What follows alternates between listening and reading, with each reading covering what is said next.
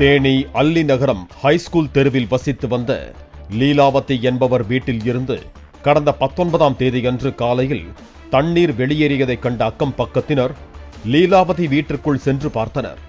அப்போது சமையல் அறையில் லீலாவதி இரத்த வெள்ளத்தில் இறந்து கிடந்தது தெரிய வந்தது. பின்னர் தகவல் அறிந்து சம்பவ இடத்திற்கு மோப்பநாயோடு வந்த தேனி அல்லி நகரம் போலீசார் உடலை கைப்பற்றி தேனி மருத்துவக் கல்லூரி மருத்துவமனைக்கு உடற்கூராய்வுக்கு அனுப்பி வைத்தனர்.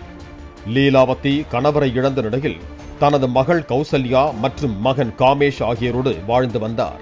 கடந்த 9 மாதங்களுக்கு முன்பு லீலாவதியின் மகள் கௌசல்யாவிற்கும் திண்டுக்கல் மாவட்டத்தைச் சேர்ந்த பிச்சைமுத்து என்பவருக்கும் திருமணம் நடந்தது. திருமணமான நாளில் இருந்தே கௌசல்யாவுக்கும் பிச்சைமுத்துவுக்கும் அடிக்கடி சண்டை ஏற்பட்டதாக கூறப்படுகிறது. இந்த நிலையில் தேனி அனைத்து மகளிர் காவல் நிலையத்தில் வைத்து இருவரும் பிரிய உள்ளதாக எழுதி கொடுத்தனர். பின்னர் 3 மாதங்களாக கௌசல்யா தனது தாயார் வீட்டிலேயே தங்கி ஜவுளி கடையில் வேலை பார்த்து வந்துள்ளார். லீலாவதி கொலை தொடர்பாக வழக்கு பதிவு செய்து விசாரணை மேற்கொண்ட போலீசார் சந்தேகத்தின் பேரில் போடி அருகே பூர்வீக கிராமத்தில் தங்கியிருந்த பிச்சை முத்துவை போலீசார் பிடித்து விசாரித்ததில் பல திடுக்கிடும் தகவல்கள் வெளியாகின.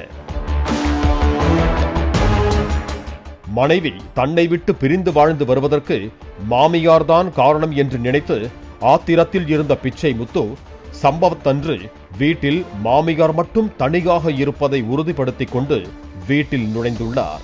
சமையல் அறையில் இருந்த லீலாவதியை கண்டவுடன் சப்தம் கேட்காமல் இருக்க குழாயில் நீரை திறந்து விட்டுவிட்டு தான் வைத்திருந்த அரிவாளால் தலையில் வெட்டியதில் லீலாவதி மயங்கியதாக கூறப்படுகிறது. ஆத்திரத்தில் முகம், கை, கால்களில் வெட்டியதில் லீலாவதி துடிதுடித்து உயிரிழந்ததாகவும் பின்னர் அங்கிருந்து தப்பிச் சென்றதாகவும் பிச்சை முத்து ஒப்புக்கொண்டுள்ளார். பின்னர் போலீசார் பிச்சை முத்துவை கைது செய்து நீதிமன்றத்தில் ஆஜர்படுத்த உள்ளனர்.